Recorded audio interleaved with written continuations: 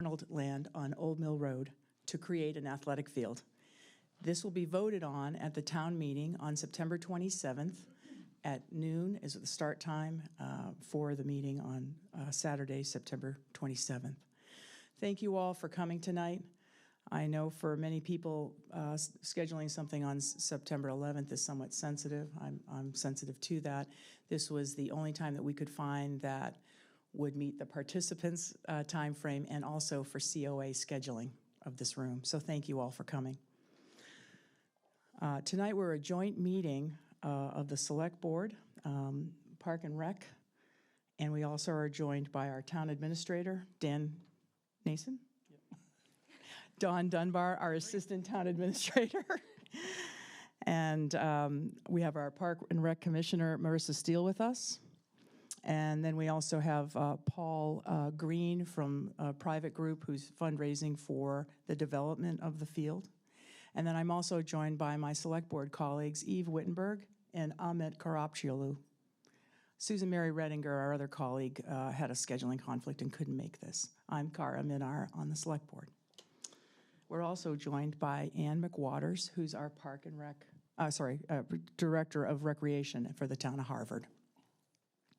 The purpose of this meeting is to provide a brief overview for the plan of the purchase of the athletic field, primarily for boys and girls, youth, soccer, and lacrosse. Following the overview, we will take your questions. As we do at town meeting, I'd like to remind everyone that we are all neighbors, and at the end of the day, we may not always agree on every issue, but we all know and care deeply about this town.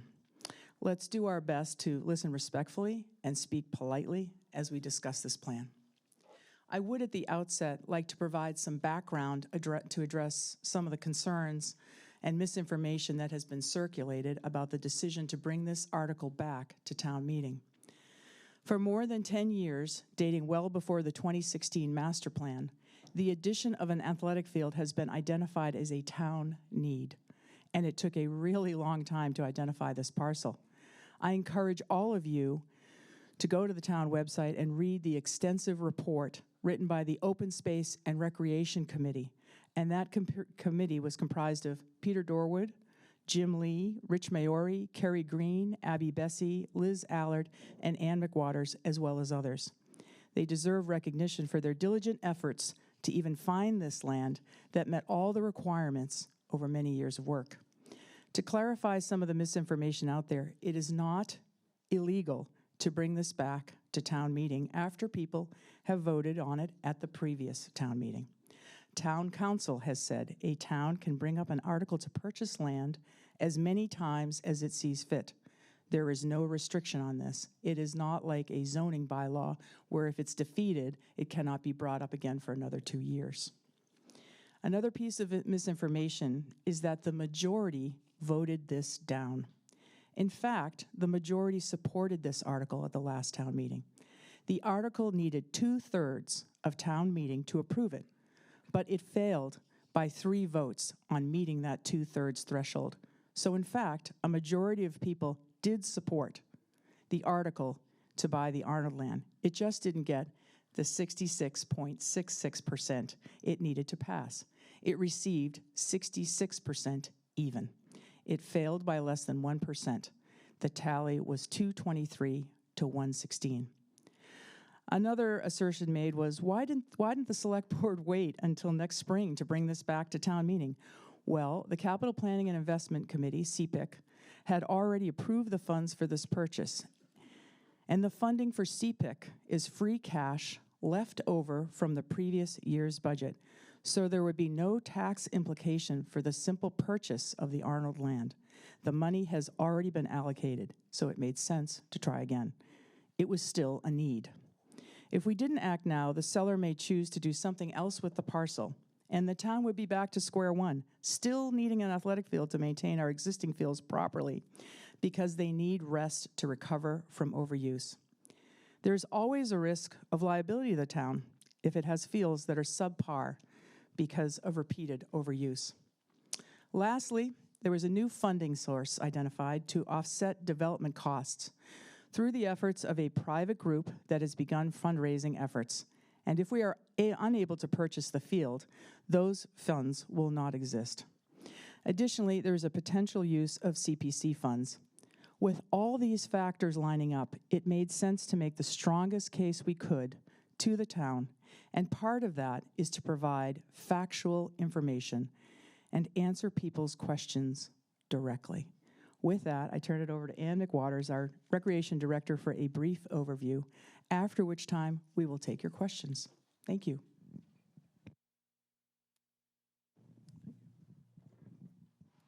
Thank you, Cara.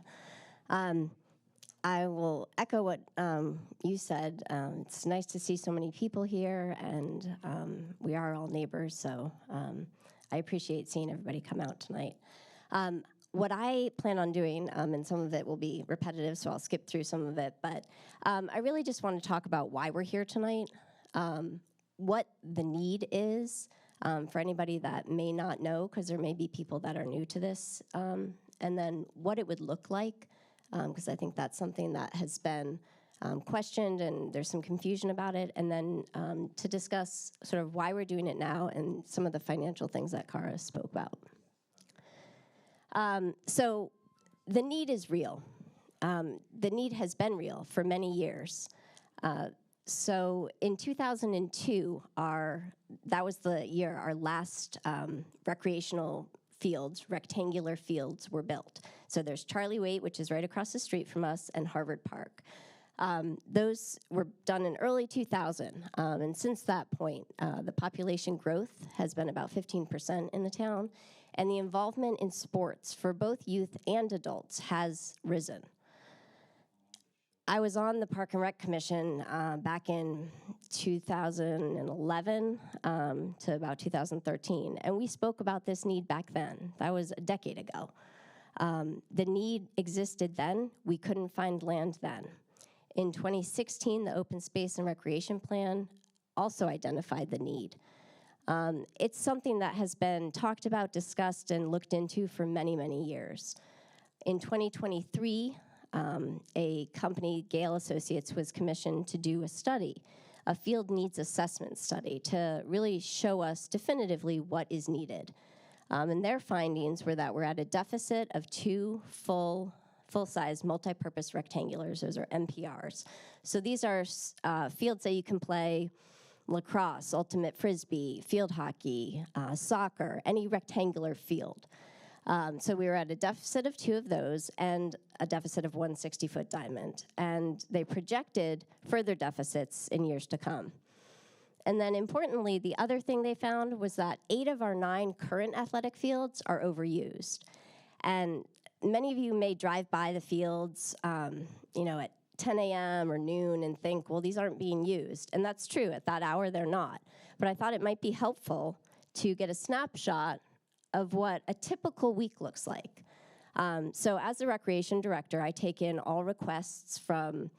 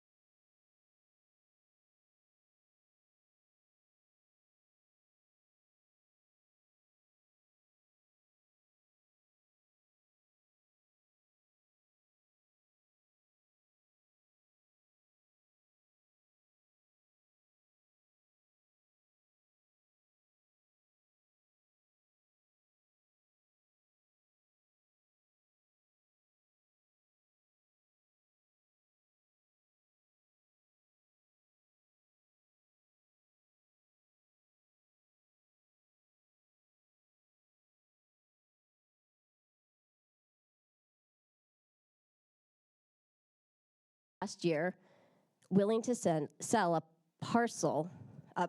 portion of their parcel. So over here, this whole thing is theirs, but I'm talking about this side over here. As Cara mentioned, obviously the warrant article failed. It didn't meet the 2/3 majority. It did win a simple majority, and because of that, a private group was formed because they left that meeting and were energized by the fact that the majority of the town did want this, or the majority of the people that were at the meeting did want this. And so they brought this article back to CPIC for consideration for fall town meeting. The important thing to note is this parcel is not going to remain available forever. You know, this is not something that we can revisit in 10 years and ask them again. Like, this is it. So this is our chance. And just to orient people in case people are not familiar with where exactly we're talking about. So we're currently sitting right here in the COA. So you've got the track next to it, and then the Harvard Park Woods back here, where the cross-country team runs and the trails go through. People walk there often. The part we're talking about is right here, okay? And this red area is a zoomed-in version of it. So you can see, it's mostly, this part of it is a hay field right now, and then there's some woods in the back. Just thought it might be helpful for people that might not know where this is. The group that came together decided they wanted to commission a schematic drawing of this area so that they could visualize, and when they're asking for pledges, they could show people where this field might fit. So again, to orient you, this is Old Mill Road here, and here is a gravel pathway driving in to a crushed stone parking area, and then a multi-purpose rectangular field. The dimensions of which are suitable for any of those sports I mentioned. So ultimate frisbee, lacrosse, soccer, field hockey, all of that. And again, to orient people and to get a visual, I thought it might be helpful to see it on that parcel that I showed you earlier. So again, Old Mill Road, the parcel we're talking about for purchase extends all the way to the yellow, but I thought it might be helpful for this to be overlaid and show you, for those who are concerned about, you know, the trees being taken down. We're not talking about taking the whole forest down. We're talking about removing some trees, yes, but the rest of this currently is a hay field, and there is a tree line right here. So, you know, blocking the neighbor's view and keeping it visually pleasing. And so just quickly, since Cara already touched on this, but I'll reiterate, you know, one of the questions or confusions I think that surrounds all of this is, what will this do to my taxes? And it's a very fair question, but I think it's important we understand the purchase of this land is coming from Capital Planning and Investment Committee funds, CPIC funds. Those do not raise your taxes. Those have already been allocated. They have agreed to a purchase price of $440, and that will not raise your taxes. The development of this land, if purchased, also will not raise your taxes. We're going to turn to Community Preservation Committee, so CPC funds, this private fundraising group, and then also look for any grants that are available so that we can take this away and not burden taxpayers with this. So the purchase and development will not be coming from the omnibus budget.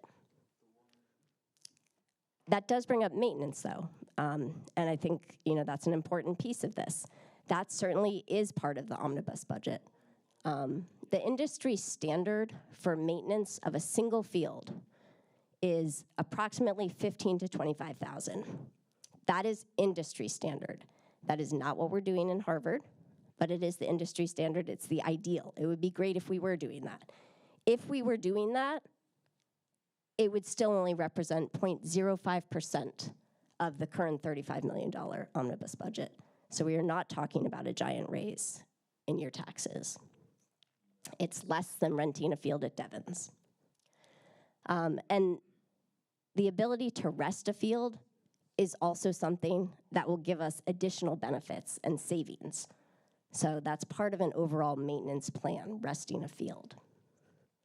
One other thing I want to mention that has been brought up and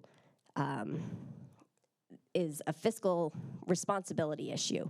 And how are we being irresponsible and not investigating this land before we purchase it? And the answer to that is no.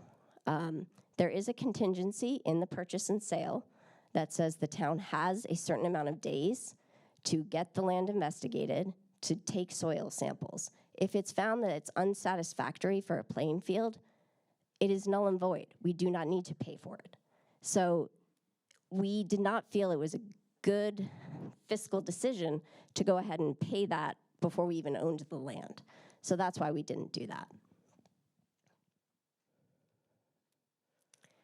So just, my goal tonight was to help everybody understand why we're here, what the need is. The need is real.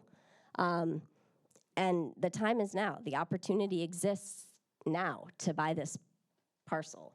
And it addresses a need that has been ongoing in a fiscally responsible way. So that's my goal tonight, is to help everybody understand that. And we would love to take any questions that anybody may have, any thoughts. Don Dunbar has our mic, and we'd like you to ask you to state your name and address. Just like that meeting. Love it. And we'll keep our questions to 2 minutes, so. Okay. Gary Helmstetter, 48 Blanchard Road. A very teeny piece of my land actually abuts the container. I'm trying to gesture with them. Are you on? Is it on? Oh, yes, it is. Yeah, Now it is. sorry. I'll get closer. Tiny piece of the corner of my property abuts the owner's land, but not this parcel. My question is, you said we have a number of days in the contingency. What's that number? 45 days. Okay. Is there a plan afoot to, you mentioned examining the soil. Could you go into detail about all the things that would be done to kind of live up to that contingency, to make absolutely sure as we can that this land will work? Sure.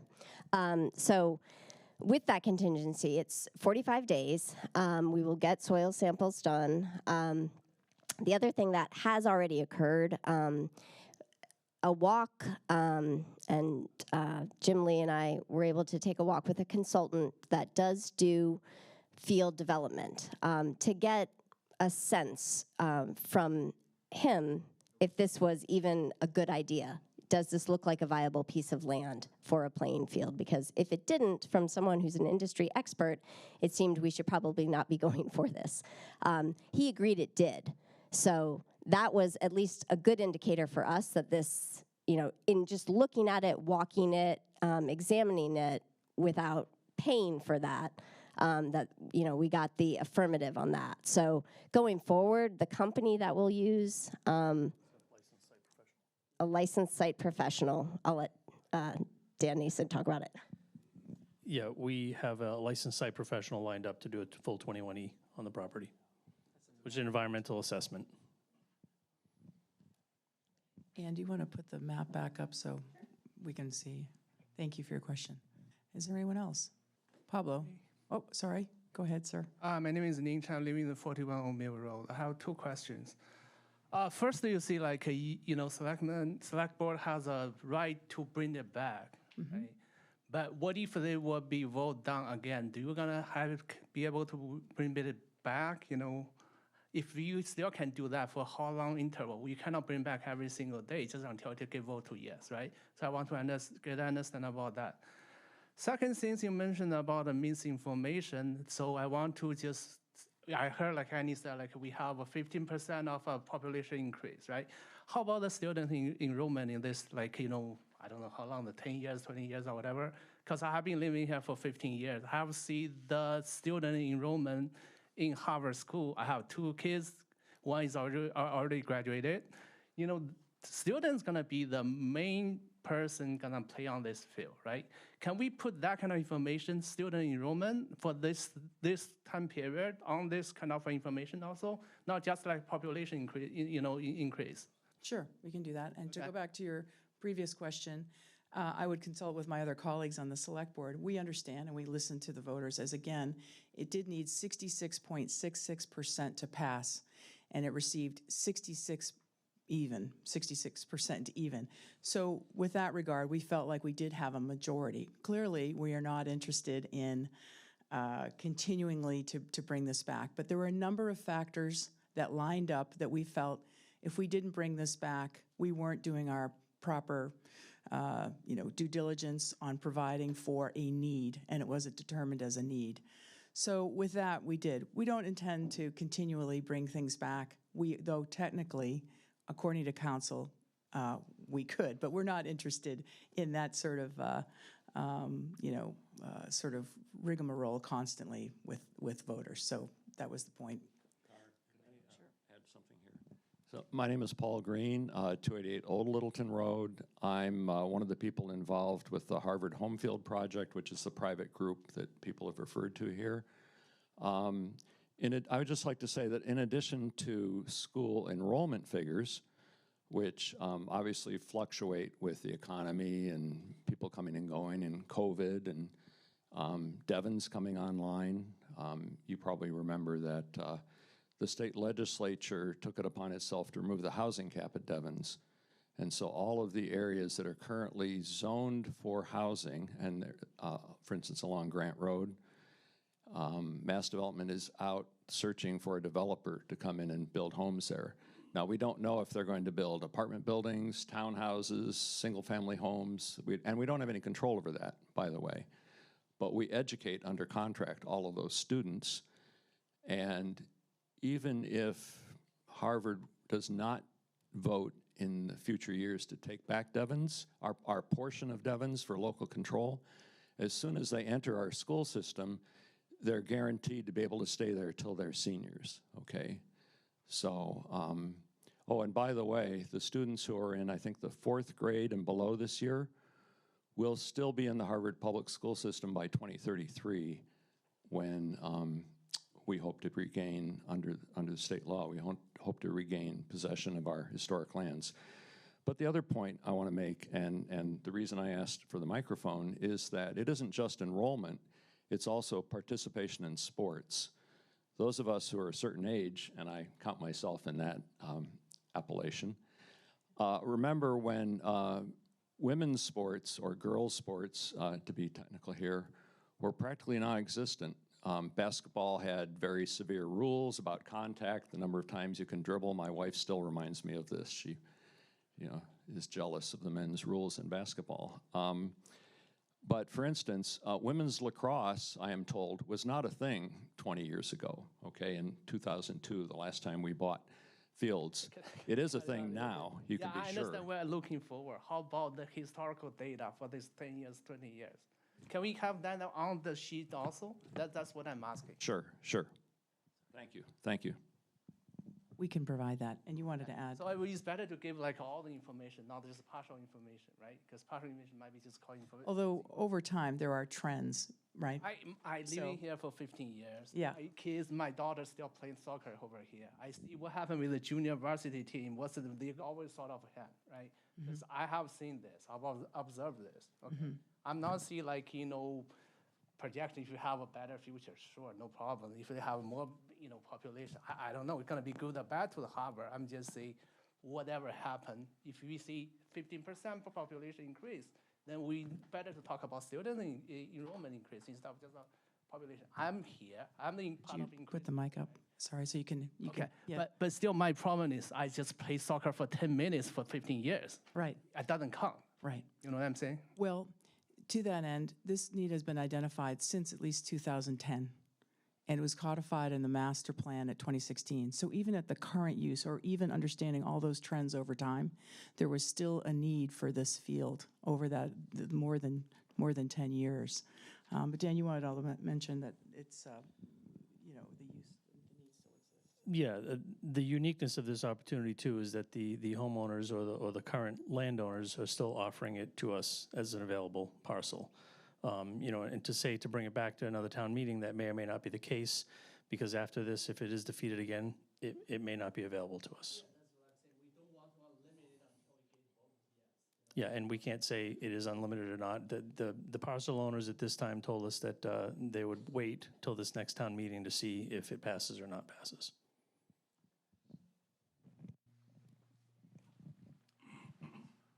Pablo Thank you. Carbonell, Old Mill Road. First of all, I have a little issue with saying, Well, it didn't pass, but 66% voted for it. It didn't pass. Okay? No, I'm last just town saying meeting? a majority did vote for I it. know, but you said it like 4 times. It didn't pass. I am a little put off that it's being brought back up again because I kind of feel it doesn't really respect the voters that did go in to vote against it before. I have another issue with the parcel. May I ask you to, may I come up to point to the slide? I don't have one of these handy dandy things. Sure.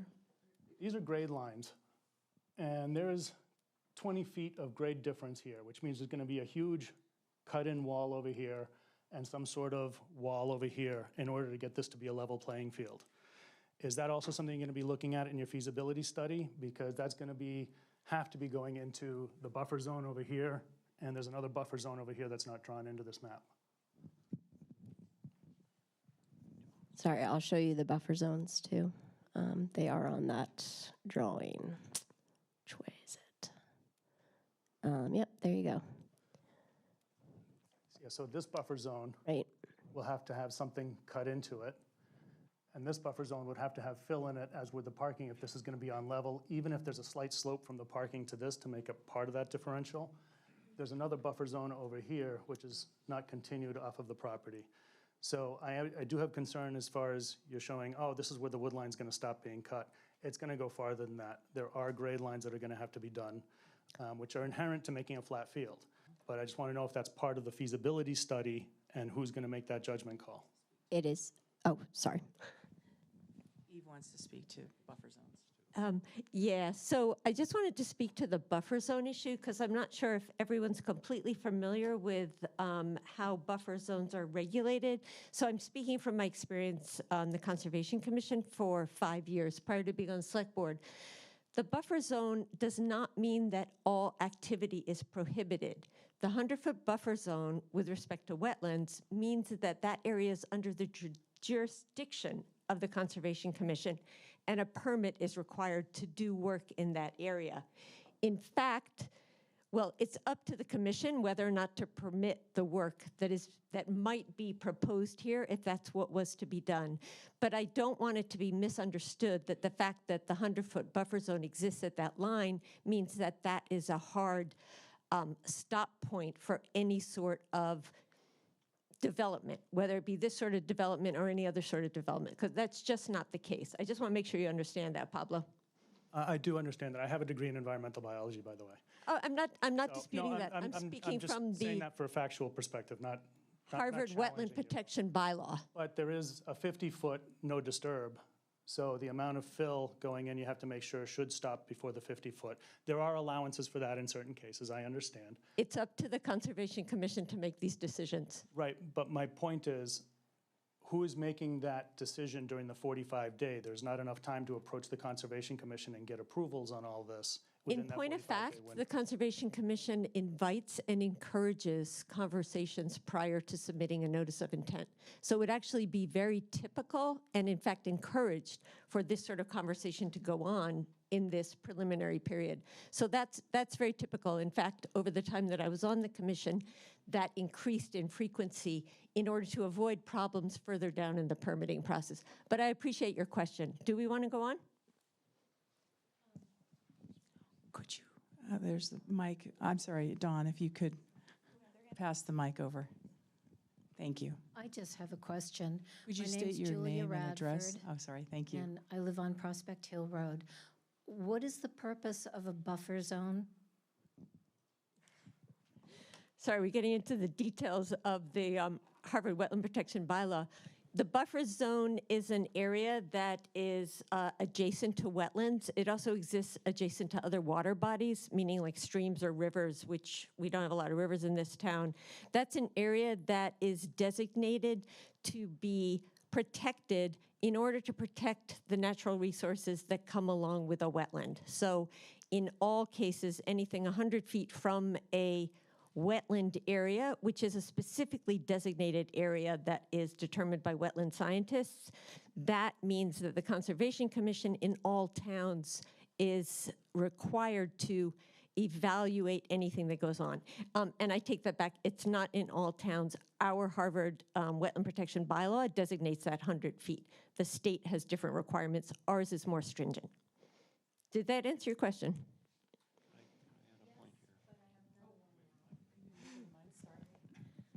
So you use your judgment as to whether or not exceptions can be made on those buffers?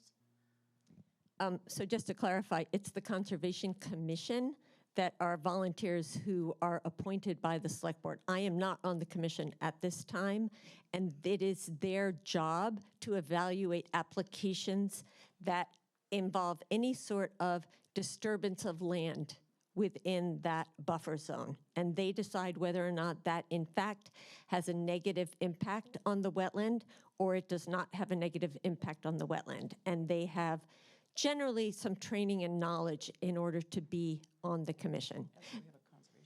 Yes, and we have a conservation agent. This is done for everything in town that touches these areas, of which there are a lot. So this is no different than anything else. I had to jump through hoops to do my writing arena, so I was just asking. Yeah, I mean, you know, to the commission's credit, people do jump through hoops in order for the wetlands to be protected. It would not be any different in this case. But again, I can't speak for the commission at the current time because I'm not on it, but that is the procedure.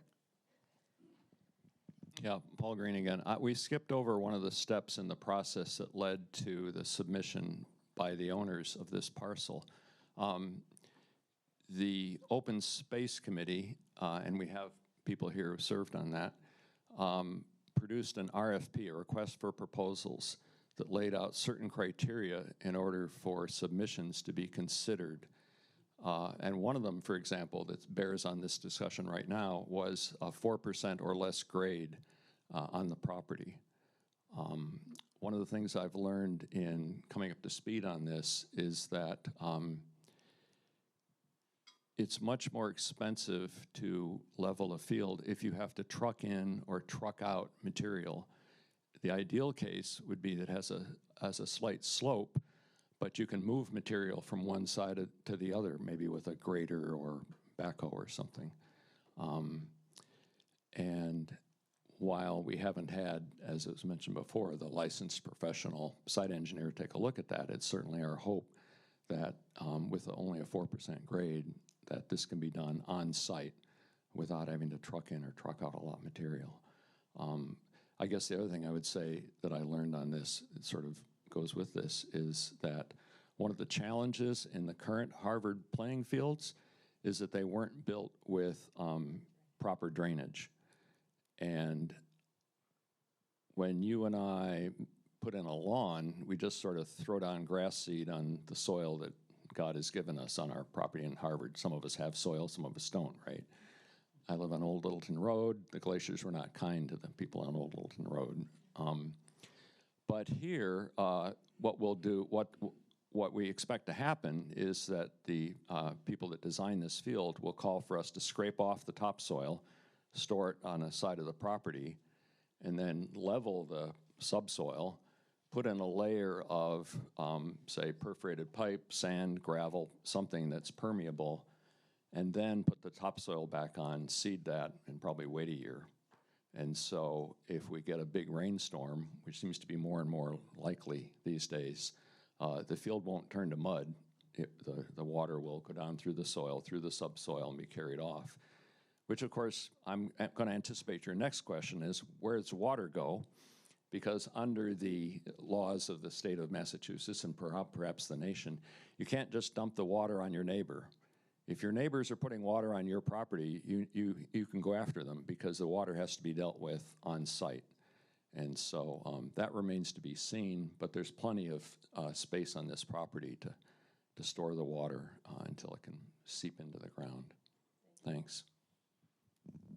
Thank you. Oh, you got the mic. Good for you. Christine Winter at 104 Old Mill Road. I've been trying to follow, you know, as best as I can, information that came from you, from other people about this project. And I feel like it's the first time I hear about the Conservation Commission involvement. So I'm wondering now, I've heard of Park and Rec, I've heard of the Board of Selectmen, and now I'm hearing about other committees, whatever you call them, that are involved. How many people are involved as far as the committees, certain things, and how do we find information about them? Because, I mean, I've heard of the Conservation Commission, I guess, but it's the first time I hear them related to this project. So I feel like I'm not in the know anymore. Like there's things I don't know again, and I thought I would know things. So that's why I'm asking the question. Yeah, Dan Nason, Town Administrator. I guess I'm not really sure exactly how to answer that because the warrant article is sponsored by, I guess, Select Board. Parks and Rec is also involved because it would involve a recreation field. Conservation would only get involved if there was an application to construct something in that location. That's when that would be triggered. Open Space was involved. They may have a say at town meeting, so it takes it through the process. So I'm not sure if that answers the question, but yeah. Okay. Yeah, sure, absolutely. Hi, Ahmet Çorapçıoğlu with Select Board. If I understood the question, one layer of complementary answer is all the committees, all the volunteers that are listed on the town website. So when we go over there and when we look at each committee, what they're supposed to be doing, I think it's a good start for all of us to know which committees are working and what their focus are. And given project might call in different committees to participate. So you want to build something, you might need to go to zoning committee. So, I just rebuilt my deck. I had to go through the, different committees to get the permit, and then the inspector came, inspected at different stages. So, But we already have such a specific answer from the Conservation Commission. They've already figured the whole thing out. No, I think the statement more about at one point in the process, Conservation Committee will play its role and apply its logic as defined by the bylaws we have. But at this point, it's not at that stage. Thank you. Hey, I'm Bill Weiss from Old Mill Road.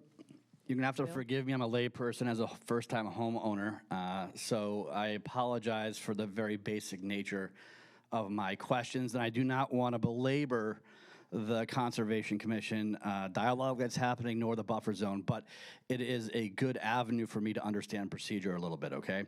So Pablo was able to kind of talk a little bit about the buffer zones. You were kind enough to explain what that meant and the certain level of discretion that the Conservation Commission has in allowing development of any kind in those buffer zones.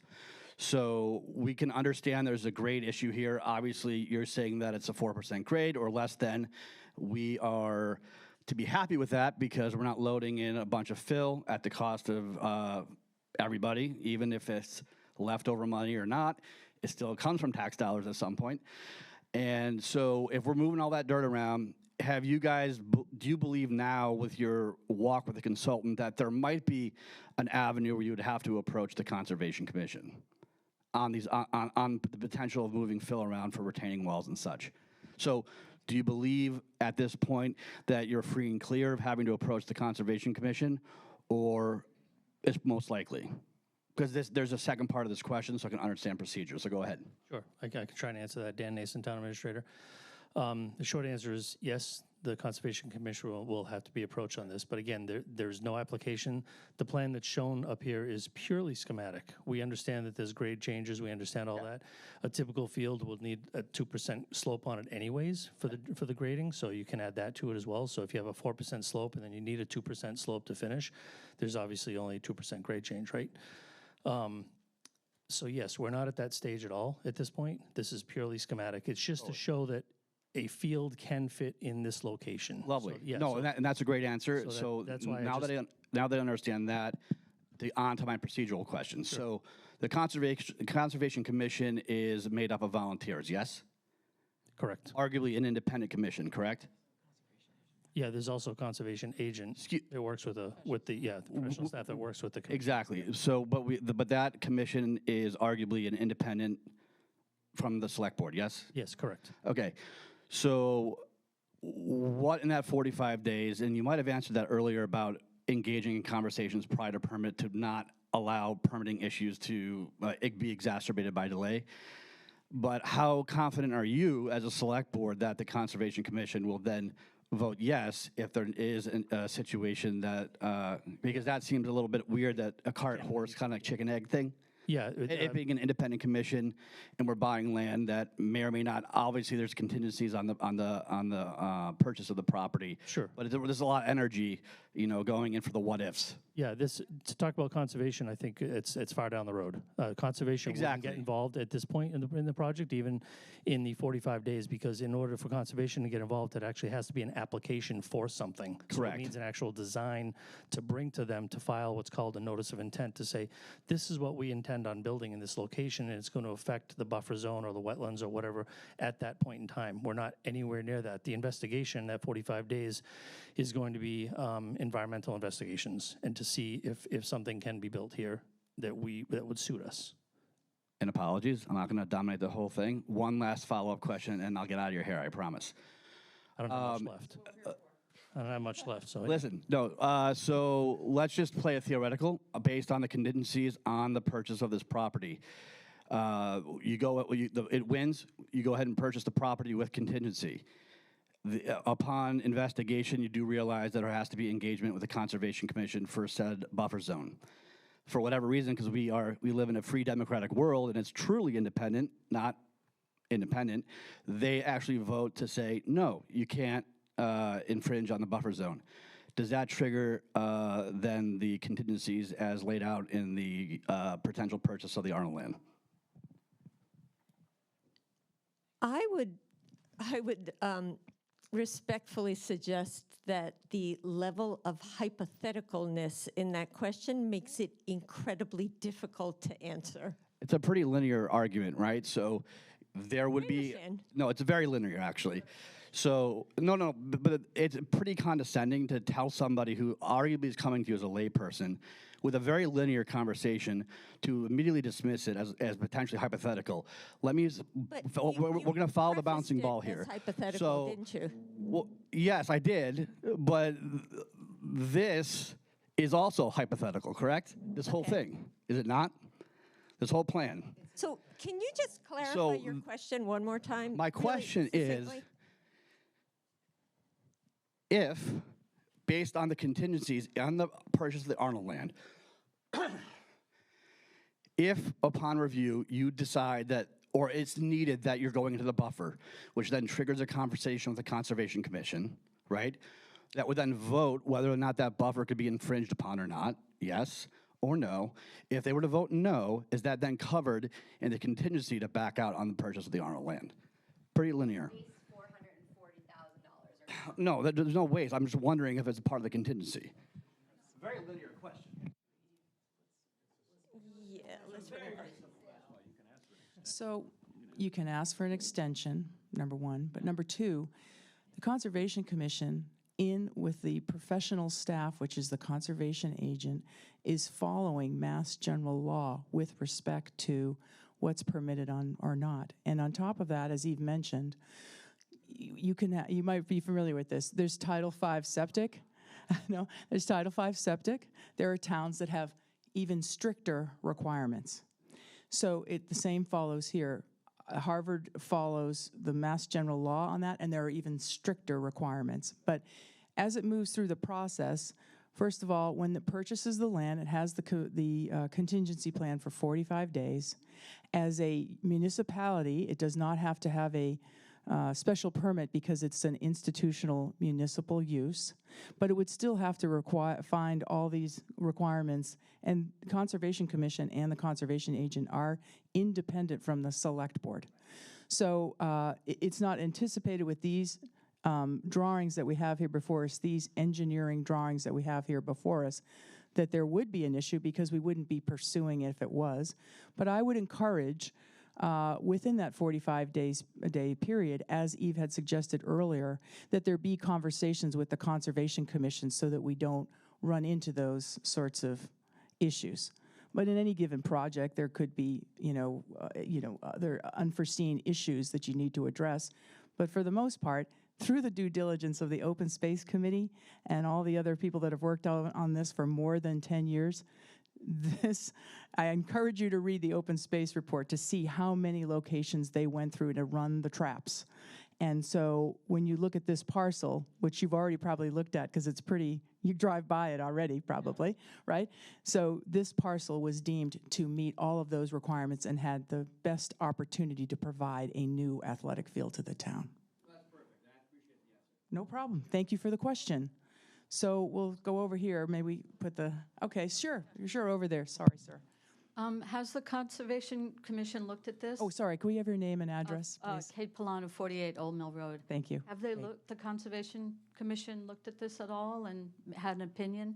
Can I just clarify? So the Conservation Commission does nothing until an application is submitted to them, and it's called So a they notice haven't of looked at intent. this at all? That's my question. I just was wondering if they've had a quick view and said, They should "That looks not good." be looking at it because this does not have the information that they need in order to assess an application. So applications, for those who have gone through it before, involve very, very detailed information.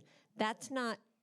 So they don't have an opinion about this yet? Okay, that's what you're saying. They haven't seen couldn't it. they have an haven't- opinion because nothing has been asked No, of I know. them. I didn't know. I know a formal application hasn't been submitted to them. I'm just wondering if they've had a preliminary, like looking at it and going, yeah, this will work. Yeah, they No, No. nobody's looked at it.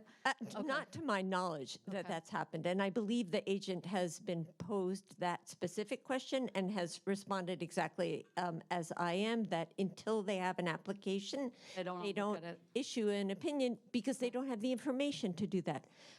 I would, however, note that if you look at the design here as it's laid out in this schematic, there is very little of this design that actually has anything to do with the Conservation Commission. So I'm not entirely sure, linear or not, if this is something that we should be spending this much time on. I'm not trying to dismiss it. I'm just not seeing where the issue is with the Conservation Commission here. It actually wasn't an issue. I just was wondering if they had a look at it yet. That's all I. To my knowledge, wanted there's to know. not been an application that's submitted. No, I know there's no application. I get that there's no application. I'm just asking in general, have they looked at it? That's it. The other question I have is, when you say a 4% grade, I live across the street from this. I am worried about water drainage issues because that's wet. I know I walk back there all the time. It's very, very wet. So tell me what 4%, what are you talking about in feet? What am I going to deal with? It's 4 feet every 100 feet. 4 feet every 100 feet. Right. Okay, so how many hundreds of feet are we talking about here? So that's, what, 30 feet?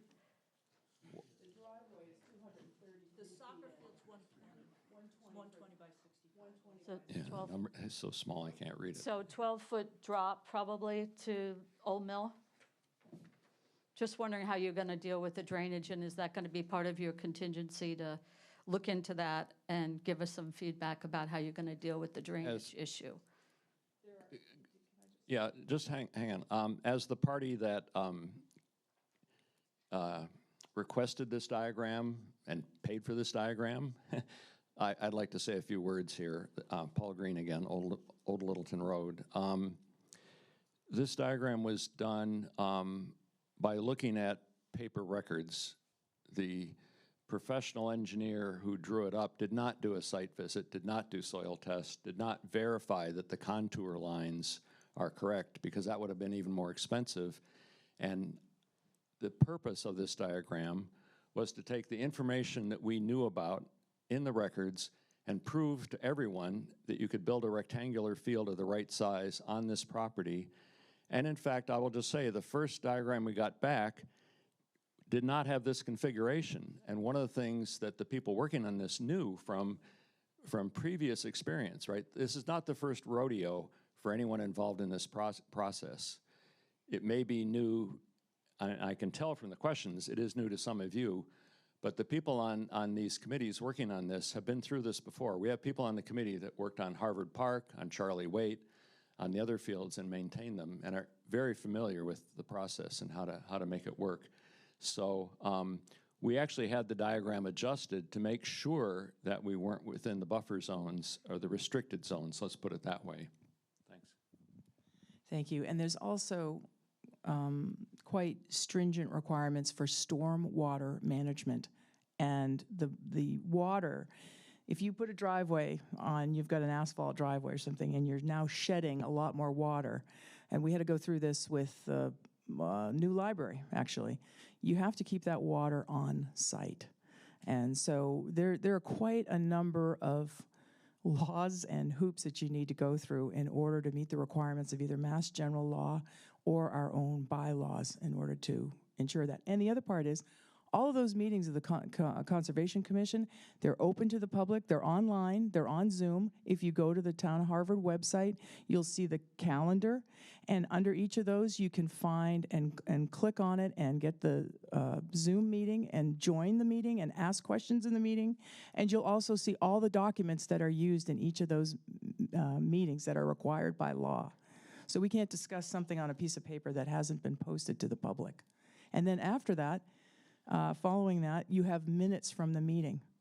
And we vote on those to make sure that they're accurate. So even if you've missed a meeting, you can either A, take a look at the minutes, or go to our great people at Harvard Cable Television.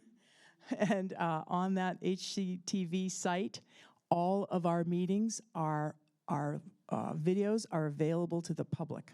And so you can look at all of those different meetings. But there are quite stringent requirements with respect to all the things they do, and what we're following with our own bylaws and Mass General Law. Kate, sorry. Yeah, that drainage question, I'm not sure if I got a complete answer, but I can find out when you start to look into this. I want to find out about that information so I'm clear on what's going to happen on my property across the street from this. Absolutely. And the second thing is, well, just a quick one, and there's not woods in front of that parking area. It's like a couple of trees. So I felt a little bit like, I don't know if I'd call that wooded in front of that. It's like, I live there, so. Yeah, no, I totally agree. Right now, it's like shrubbery. But exactly. the Arnolds were very specific that they would like vegetative screening so that the neighbors are not having to look at, and for themselves too, because it does, this is their backyard. It's far from their backyard. Yeah, but you can see it from their house. I mean, they could look out their back window and see it, so. So this is all going to be completely, you're going to put vegetation all along this whole property line? Is that what To you're block saying? the neighbors, that is what they have requested, yes. Okay. I'm gonna try someone new, Pablo, first. Sorry, sir, go ahead.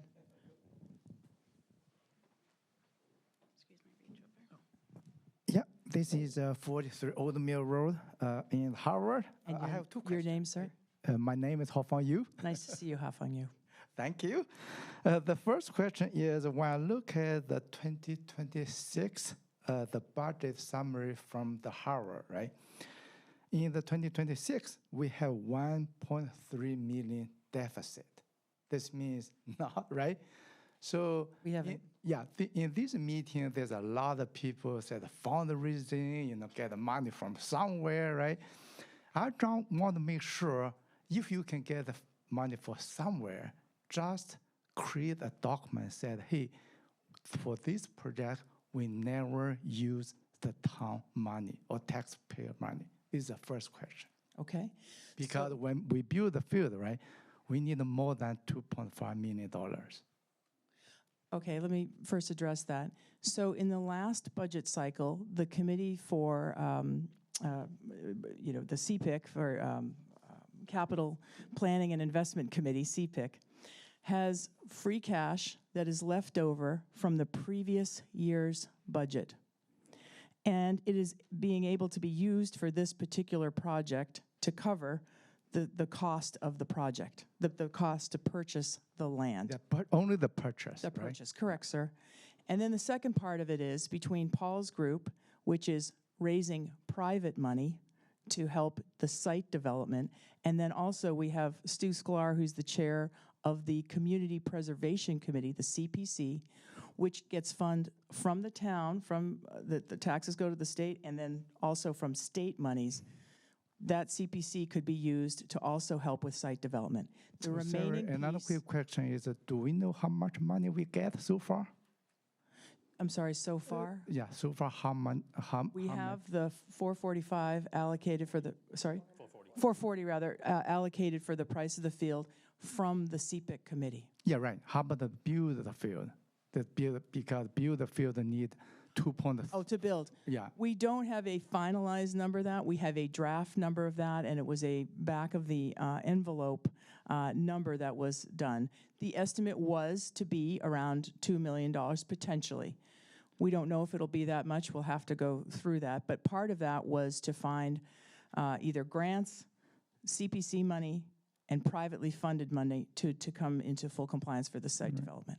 My requirement is if we cannot get the money in our town meeting, right? Do not say in the meeting said we get all the money from the private fund. We do not, right? You cannot give the number, right? It's 1 million, $500,000, or 2 million, right? Well, we don't we're know, only right? talking Before the about meeting. the purchase of the land right at this moment, and that's right. $440,000, and that does not have a tax implication. It is from the CPIC, which is the leftover money from the previous budget. But So the it's thing already is, been when allocated. you talk about the purchase of land, the whole purpose is to build a field, right? Yes, absolutely. Yeah, right. When you talk about build a field, you need the money to build a field, right? Yes, we do. Yeah, right. Absolutely. So the thing is, it's between the CPC, privately raised funds, grant money. We're not anticipating at this time, as Ann had noted, any additional funds from taxpayers. At this time, that's correct. Yep. It has and it has additional value because it's connected to the Another park. quick question is for the water contamination, right? Before, there's no parking lot there, right? We know when you park the car there, there's some car have, the oil leak, right? You cannot guarantee no car have oil leak, right? I can't guarantee that anywhere in the town, Yeah, right. sir. This is a good question, right? The thing is, if it's contaminated in this field, right, they will contaminate the underground water.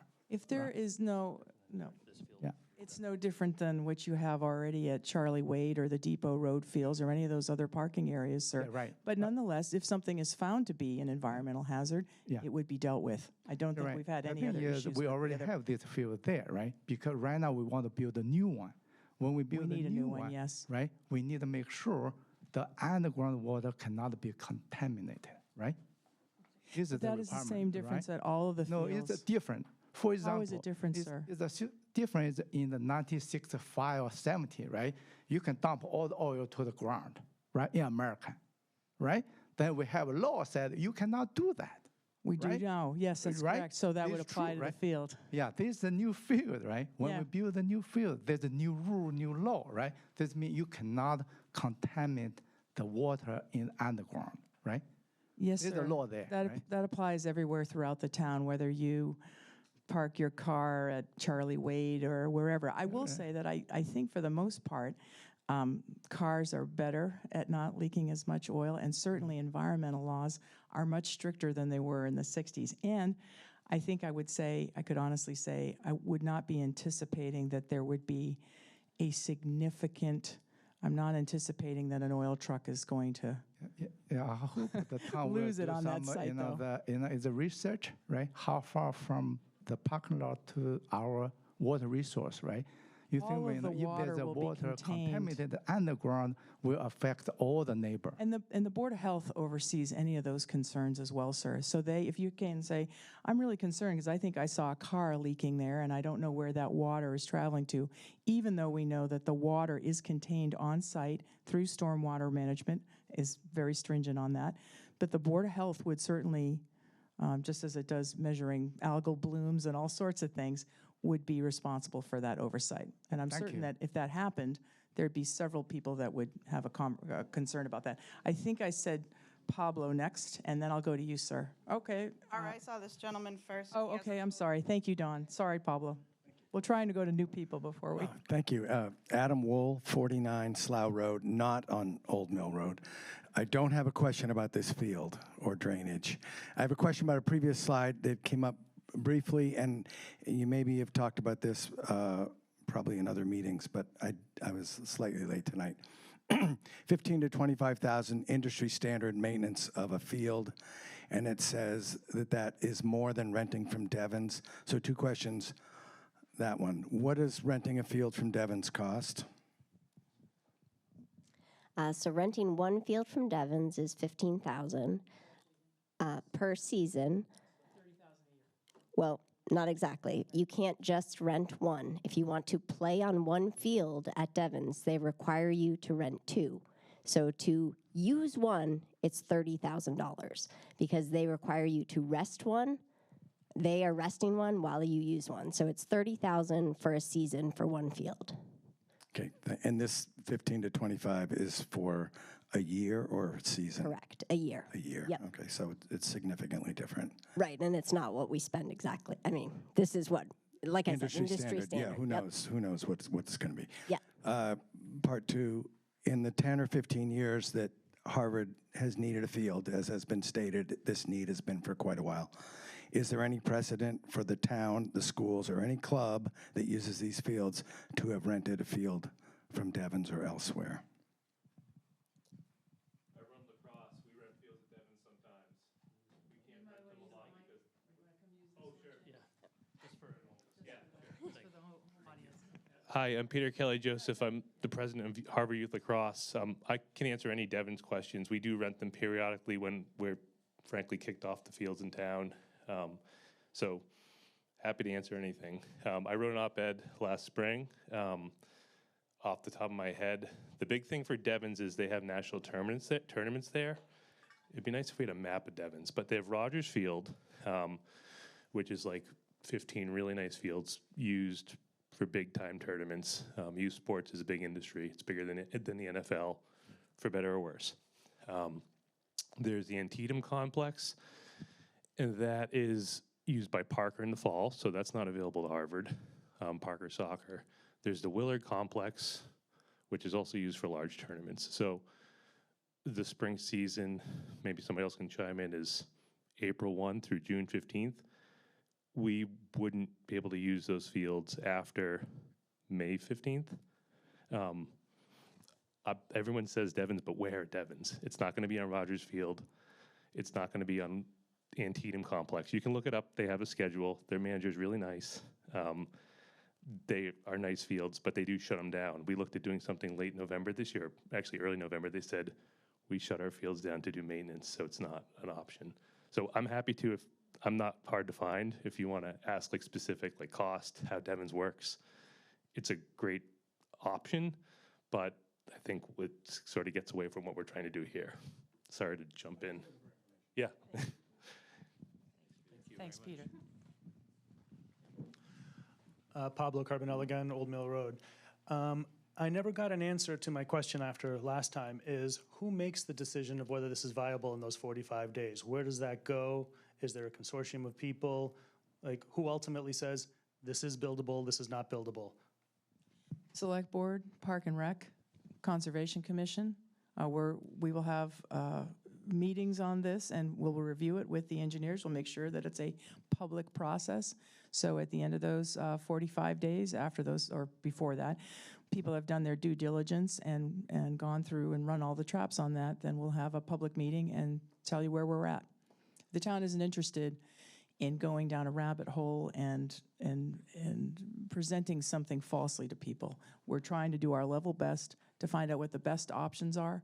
We'll go through that, and we'll let everyone know at the same time what the status is of that project. Okay. Another comment is that the 440 is coming out of leftover funds, CPIC from last year. That is tax dollars. There's tax dollars that we paid. So to say it's not tax dollars isn't exactly true. We did not say it's not tax dollars. I said there is no tax increase. So you are not looking at a tax increase. I have seen statements that say there's no tax dollars. Which it's not from anything I've written. Fantastic. Glad to hear it.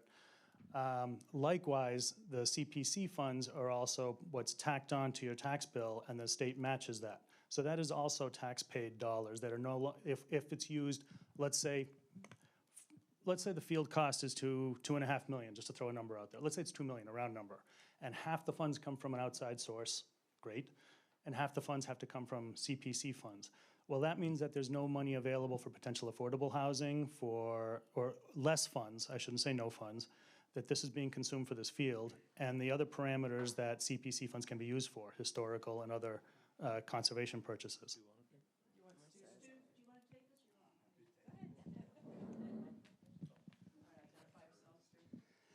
Stu Sklar, Scott Road, Chair of the CPC. So CPC funds aren't an increase in taxes, they're already on there. And one of the reasons I think Harvard voted to have a CPC, because it's an optional thing around the state. It's not something that you have to do. 200 out of 351 towns have CPC. And we voted it in '01. We voted to increase it 3 years ago to the state maximum. And we don't get a total match. We get it, last year we got a 20% match. So it varies widely in how much we get. But I can't think about everyone in Harvard, but I know why I voted to increase it is that CPC is a way to get things done. If you go to other towns, their council on aging, their municipal affordable housing or affordable housing projects, their historic district or buildings that need to be repaired, get done with CPC funds because it gives you a way out of the normal town budget to pay for this stuff. And last year we got a 20% return on our money from what we put in and what the state matched us with. So 20% return in a year, I'm pretty happy with, and that gives us money to spend on projects. And this, I think one of the things that's been lost here is that this is 2 or 3 years away from getting to how you're going to build it. This is just buying the land. So if it doesn't get bought, it's going to be a while. We voted to do Harvard Park in the spring, and that's not gone anywhere. They're working on it, but we haven't spent a dime yet. So I don't know. CPC funds give us a lot of flexibility, and we don't pay everything for cash the way I think most people here didn't buy their house for cash. You had a mortgage. We did a bond to redo Harvard Park. We would do a bond to redo this, and CPC funds would pay that bond. And that was sort of the point of why we have CPC, is that you can do things like that. Did I answer that? Sorry, just to go one quick thing, is that CPC funds still are approved by town meeting. They go through, the CPC has a rigorous process of grading what projects come forward, and those are still approved by town meeting. Marissa Steele, Ayer Road. I'm on Park and Rec, and I'm also on CPC. So if CPC funds were needed to supplement private fundraising, it would be bonded. It would be like a mortgage, okay?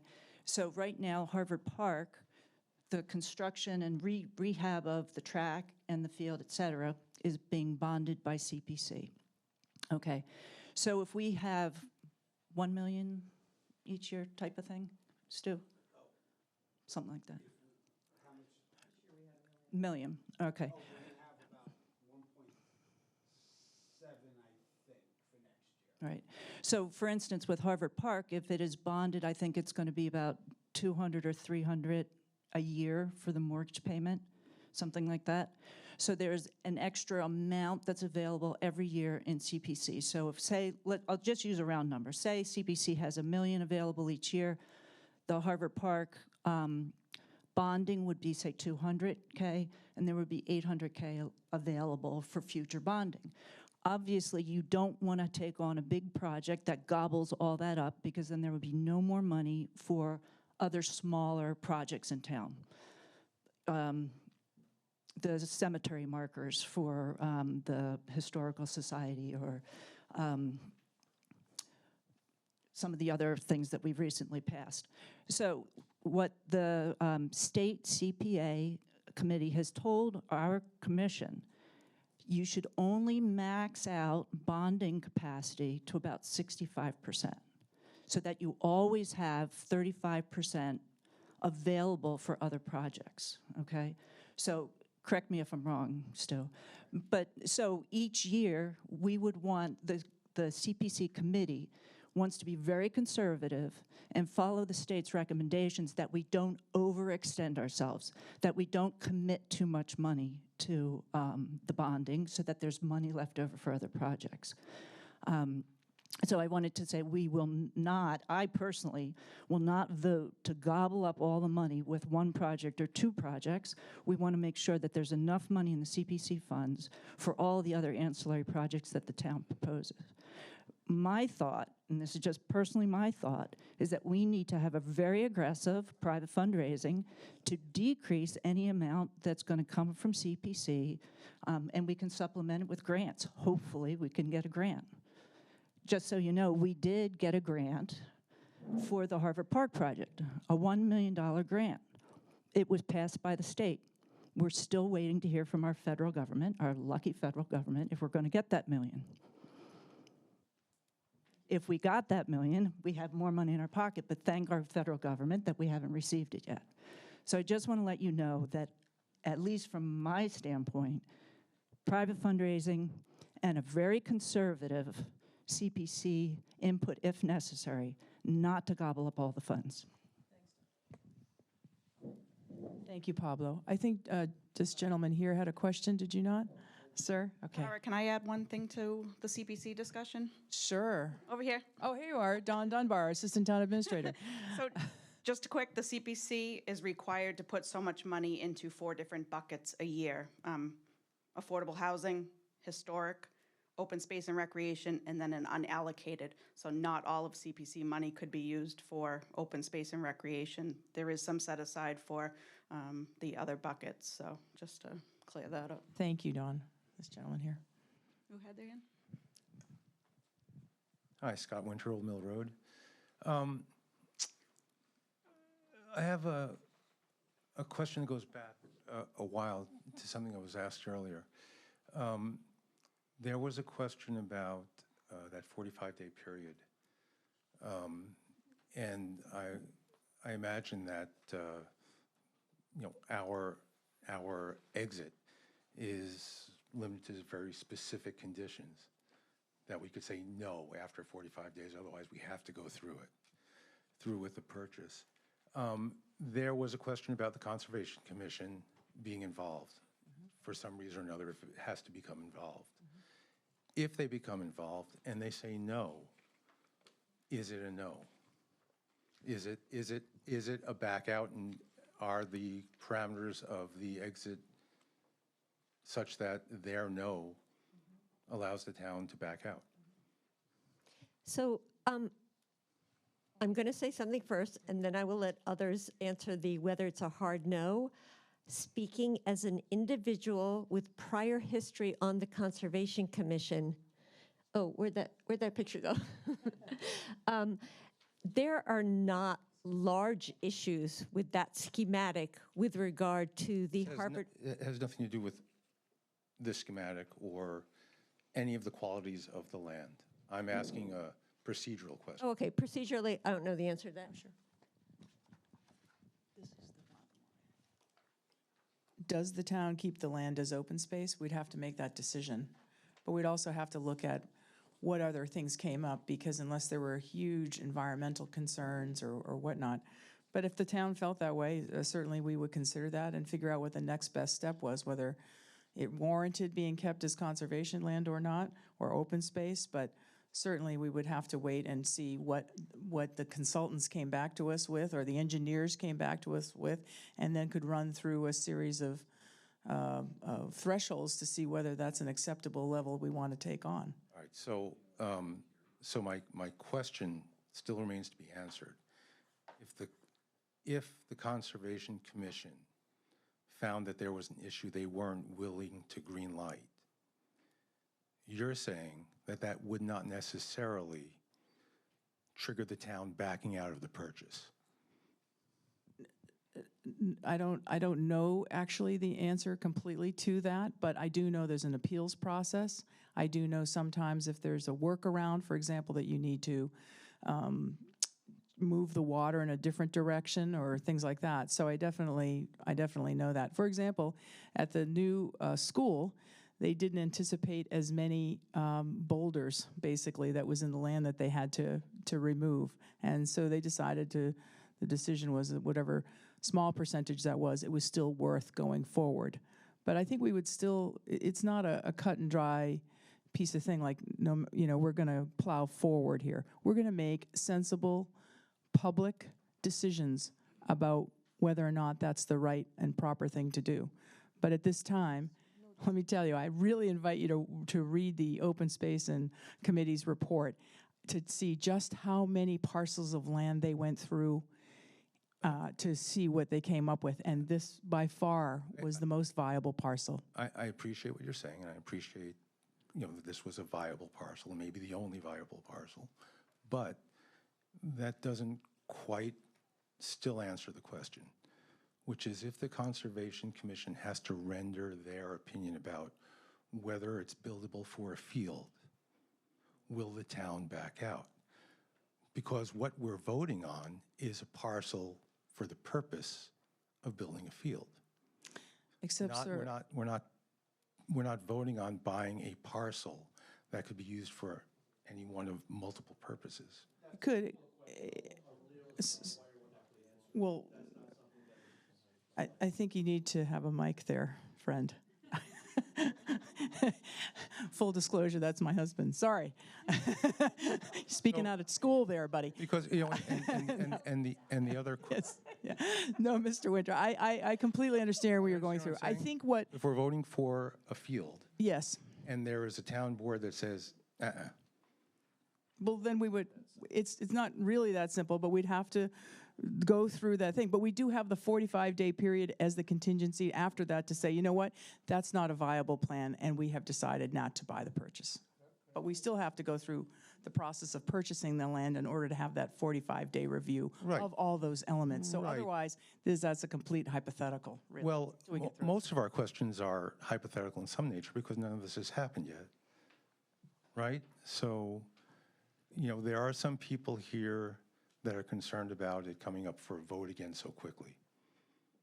I happen to be one of them because at a previous town meeting when the issue of the water from Devon's had to be re-voted on, the selectmen were asked, well, what happens if we vote no?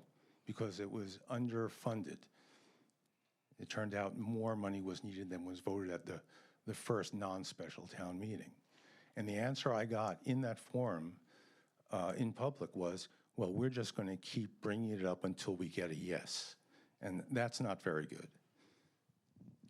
I think one of the concerns was this, was that with the wells in town center, they were not treated. The cost to the town of building a public water supply that had its own filtration system was going to be so exorbitant, it would not have been fiscally responsible in the long run. The major concern was the PFAS level. Kara? And no, let me just finish for the other folks who are asked the question. I don't want to litigate that. I know, what I'm telling you, though, is that... the comment from the selectmen. Well, the thing was, I could go on for a while. There was a construction management program, and they were off significantly. We were really, I'll use the word ticked at the level of the projection that they were off by. However, comparing that with what we would have to pay to staff, maintain, build a public water supply and so forth, it wasn't going to be worth it. And to maintain also, the PFAS standards have continued to be lower, and so Devon's was the best opportunity to make that work. So the point is, that's not really, that's an apples and oranges sort of situation here. This is just simply land. But my point is... I'm going to give it to Dan. He's our a selectman engineer. That said, we didn't get the answer we wanted, so we're just going to come back over and over until we get a yes. That was his comment. Now, everything you said, very reasonable, but that's not the point I'm trying to make. The point I'm trying to make is when we vote no, is it no? And if in part of the process it goes to various commissions for one reason or another, if one of the commissions says, we don't like this, we can't approve it, will that force the town to say, okay, it hasn't gotten approval from all the relevant commissions that were involved, we have to back out. And if that were to happen, this is all very hypothetical. Yeah. It is, but it is very simple, and it goes back to that question earlier. If it goes to the Conservation Commission and the Conservation Commission says, there's no way we can make this work and give it a green light, would that end the project? And the answer I got when I re-asked that question was, well, then we'd have to decide if it remains as open space or something else happens to it. But that's not what we're voting on. What we've been presented to vote on is purchase of this land for a field. Thank you. I just want to focus everybody back on the purchase of the property. The Conservation Commission will not get involved, as Ms. Wittenberg said, until there's an actual application. In order to have an application in front of the Conservation Commission, we'd have to own the property, we'd have to file an actual design plan that showed all the cuts and fills and all the disturbance to the property, and a real design put in front of the commission. They're not going to weigh in. We'll get input from the professional staff, being myself, the assistant town administrator, the conservation agent, Parks and Recreation director, those folks, as we're analyzing this. There's still a value to this property as well. If I can step up here just quickly. Everyone's looking at this orientation, and I can appreciate that, but remember, this parcel is also owned by the town of Harvard. If this is purchased, there's also, that can be reorientated. I know there's additional woodlands there, but it can be reorientated so you're outside of those quote-unquote buffer zones. So there's other options. I think it's key to at least understand that this piece of property has additional value to the town of Harvard, in my opinion, because it abuts the existing Harvard Park. And then when we vote for it, we should be voting for something that is not specifically for a field. Paula Green, Old Littleton Road. Yeah, I agree with you. That's not how life works. And having heard this discussion tonight, I think we should try to put a field on every road in Harvard, because I'm delighted at the number of local residents who are suddenly interested in how town government works. And I'm actually being serious about this. There have been people interested for a long time. Each one of you that stood up and asked a question is free to put your.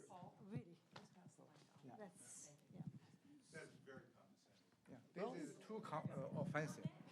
So. I didn't mean it to be condescending. I meant to be humorous. I'm sorry. Old Mill Road, the restaurant is too offensive for all of them. Okay? That doesn't mean we went to the town board. I'm sorry, Mr. Yu. We can't hear you. This gentleman first, I don't know. So I think, well, go ahead. Go ahead. Oh, go ahead. So if we really summarize that there is a need for sure for playing field, and this has been around for a long time. There has been a due diligence over 10 years or so, which field is good. And then I think the confidence I hope you'll get is that nothing has been done so far, just out of the blue sky. Bunch of checks and balances has been in place, and that will continue to happen. Good thing we have many committees in town, but they are independent. They will not let anything go through just because we send it there. So I hope that because all those people are volunteers, are neighbors. So if any time that we see anything that endangers anything related to our neighbors, for sure it will not go through. If any time, such as Conservation Committee says, this is not really good, like any other project, we'll say, is there a way we can rectify that? Can we do that within reasonable budget? If we cannot do that, for sure, we are all reasonable folks. We are not going to do that. But what I love is this enthusiasm, these questions. So, the more you ask, the more you learn. There are areas that maybe we need to get back to you, such as 45 days. what is the specific exit clause? Okay, personally, I do not know that. So those are some of the things that we owe you back. So, please continue to ask us, but know that we will never do anything which will endanger any land, anything, any water supply. Otherwise, why we are here. Thank you. Jim Lee, 110 East Bear Hill Road. On the Open Space Committee, been on Park and Rec 20 years ago, 25 years ago when we built Charlie Wade Harvard Park. What we're doing here is trying to decide if we want to buy a parcel of land that has been offered for sale so that we can build a playing field. The due diligence that we're going to get in 45 days is it'll say, yeah, looks like it could be done, most likely. There's no uranium here, there's no plutonium, there's no dead bodies here. We're not going to get the detail that says, yes, we're going to put 20% fill here and 30% there. It's not going to happen. It's not going to go to the Conservation Commission for approval within 45 days. The rule or the agreement with the Arnolds is that if this land is not usable for a playing field, the town can still own it and it will become open space, preserved forever. That is their intent. And so I think you should be thinking about the long-term aesthetic of the area. You have playing field or open space. They could turn around and they could sell it for development. And I think that, don't lose that sight. It could happen. So I'm just, I think the statement here is we're looking to get support or the town meeting approval to buy land for a proposed playing field. If not, then and the town decides to buy it, it becomes open space. Thank you. Thank you. This woman over here, please. This gentleman had his hand up. Oh, sorry, thank you. Didn't see you back there. I know, we're going to wrap up. Last two questions, I hope. Colachado, Old Mill Road. I happen to work for the DPW, and I don't know if people who reads the Harvard Press, but if you saw the articles in there about how great the fields have been lately, we've even got emails down to the DPW, how great, from the soccer coach, how great they are. And that's due to my supervisor, who's out on workman's comp. He hasn't been around since June. And we've been taking care of him. His position should be eliminated, first of all. You guys know it. Well, thank you for carrying the load on that and for doing that work. And the maintenance, I mean, if they're kept up, you can see how great the fields are. The sprinkler heads have gotten ruined because of his incapacity to train people to how to aerate the fields correctly. So all the sprinkler heads got damaged. We had to hire an outside company to come and fix them all, flush out the system because he hasn't been doing it. I met with the guy in the field and he told me, what's happened with all the sprinkler heads and not being flushed out and why the fields aren't growing. Once you got those fixed, you can see what's happening. Yep, it's a significant amount of work. Thank you, sir. And I think this woman here in the yellow, please. Thank you. Susan Curtis, Old Mill Road, 71.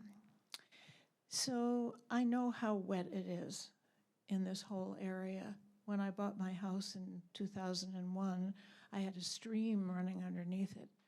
And my property has been protected, as many others are, by French drains, correcting the flow of water. And if you walk with a person to evaluate the fields now, we're almost in a drought. And the condition of the fields now is very different from what it is in the winter and the summer and the spring and the fall, if there's rain. It was nice to hear you say you were concerned about endangering the neighbors. And I feel very remiss if I didn't ask this question, which is, in any of the deliberations you've had, have you ever considered the life that's already there, the wildlife, and the life in the wetlands? you know, we tend to examine such a question like this. What can we do? Because all we have to consider is, do we need it? Do we want it? Can we take it? Can we pay for it? And there's very little consideration of what's already there.